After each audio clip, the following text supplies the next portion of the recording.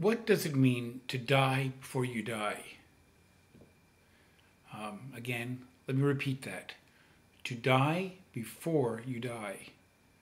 I think that is the key to the most profound understanding of finding out what is real and who we really are. I began my own journey, oh my God, I must have been like maybe around 15 years old, and I was terrified of dying. I was just, the whole notion of being dead for an eternity terrified me. And I began exploring philosophical topics. And it was really the fear of death that got this whole thing rolling. And I read the Tao Te Ching, which I still truly love as a work of extraordinary philosophy. But the concept of to die before you die, and which is very closely linked to this idea in Buddhism called Buddha mind, is so important to understand. I did a blog post some time ago about spinach. And people often have strong feelings about spinach, which is, it's kind of interesting as a whole different topic. What is it about spinach that creates such passion? But there are people who love it and just, oh my God, we're having spinach, and boy.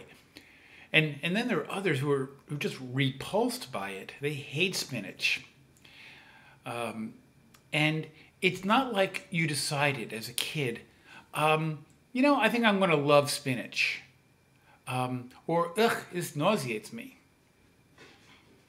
And that sound in the background, by the way, is my dog running around. The body makes a decision about spinach. Now, sometimes, it takes a while to get used to something, but it's the body getting used to it.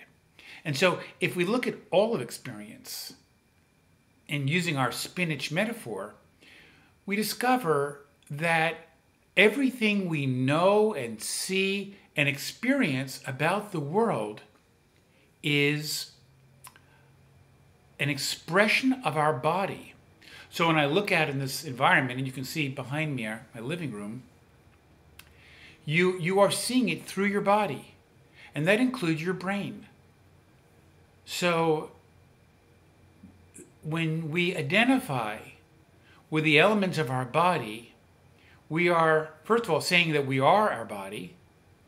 And next, we are saying we have not died before we actually died. Because our body is something that is born and dies.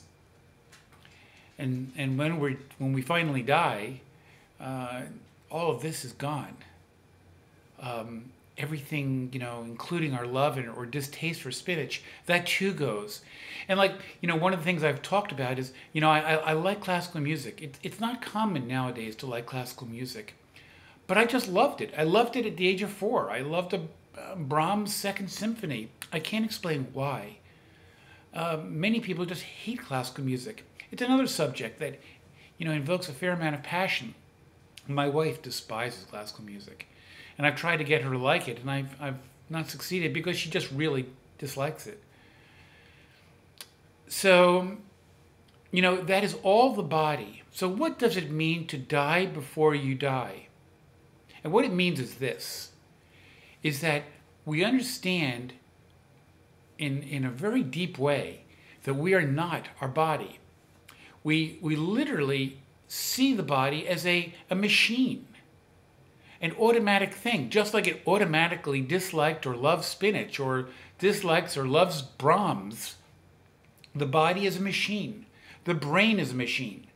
Memory is a way in which computers, invoke websites and every other application.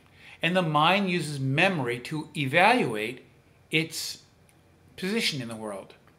So, I do a lot of consultations now for my website.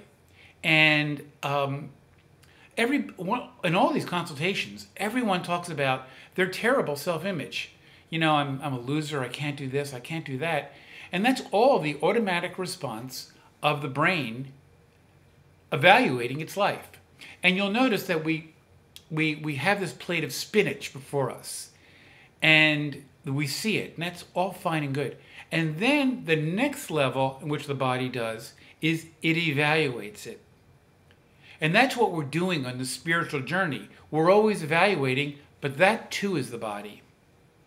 So what is it that enables us to see all of this, but not be any of it? And I mean all of it. You are not any of it. It's all just happening within you, which is the ultimate happening. When you realize you're not your body, which means you're not what you see, taste, your preferences, your dislikes, your hopes, your fantasies, your stories of your past, your projections about the future, when you see that you're not any of that, and you really see it, an enormous, immense calmness becomes part of your experience. And one of the best ways to see this happening is to simply notice your breathing. When we're driven by the body, we're not calm. Our whole psyche is invested in the idea of whatever it is we are doing. So we are psychologically identified with the body in those points.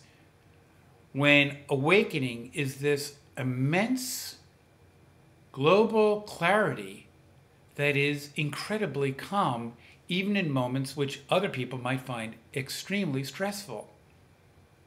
And the body will continue loving or disliking spinach. Good things will happen, things we evaluate as good, and bad things will happen. And all of that is seen in this immense sky-like calmness. And so to die before you die means to see through all the false identifications we have with the body and the mind. And they're simply machines, robotic machines that do things in beautiful, magnificent ways, or often in ways that can profoundly offend us. So, and by the way, the self that is offended by the brutality of the human experience is also the mind. So this doesn't mean to stop being passionate about things you care about. No, not at all. It's not a rejection or a negation of the body-mind. We continue to love spinach or not love it. We continue to celebrate and work passionately about our connections that bring us together. Because when you sense this calmness and you see the machine and robotic nature of the body and the mind, you see that it's true of everything you see in your world. And you see it as one grand connection, that the body and the mind is connected with everything there is. That is the only law of the universe.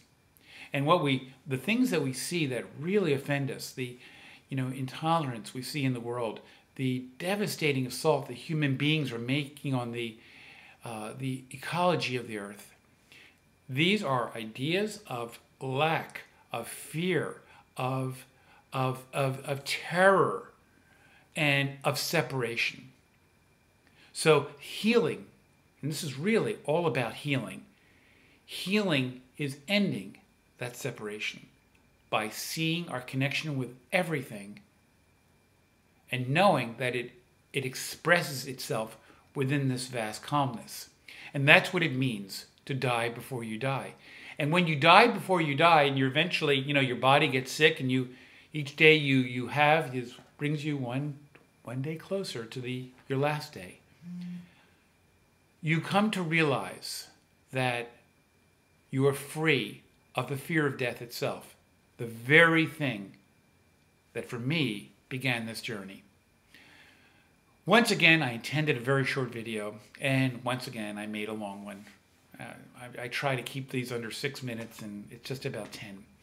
So thank you for watching. If you have any questions about this, check out my blog site, email me, do whatever you wish. And I really need to say one more thing, and I don't have time. In fact, I'm going to do it. When you die before you die, when that happens, what you see is that your body and your mind and everything else in the world, my dog, the weather, the stories you have about the past, of your friends and your family, of your work situations, all of that is one continuous flow. And if you would like one more technique, and breathing is being aware of your breathing is a really good portal. Because the breathing is also of the body and of the whole cosmos. But another thing is when I drink this cup of coffee, if I'm drinking that coffee and I'm thinking of something else I need to do, I can't enjoy the coffee. It can't be. Being with the flow means you do one thing at a time. And you are with that thing. And I don't care how hectic your work life or social life is, when you are trying to do two things at the same time, you are fully identified with the body-mind. But when you allow all of this to happen within you, the coffee, the dog, the painting on the wall by Diego Rivera, when you allow that to happen, then you're in the flow. And that's what's being in the Tao. And the only way to experience that flow completely and utterly in calm, awakened, shining happening that you are, is to die before you die. So thank you for watching my longest video I've ever made. And again, any questions, I invite your comments and questions. Thank you. Bye-bye.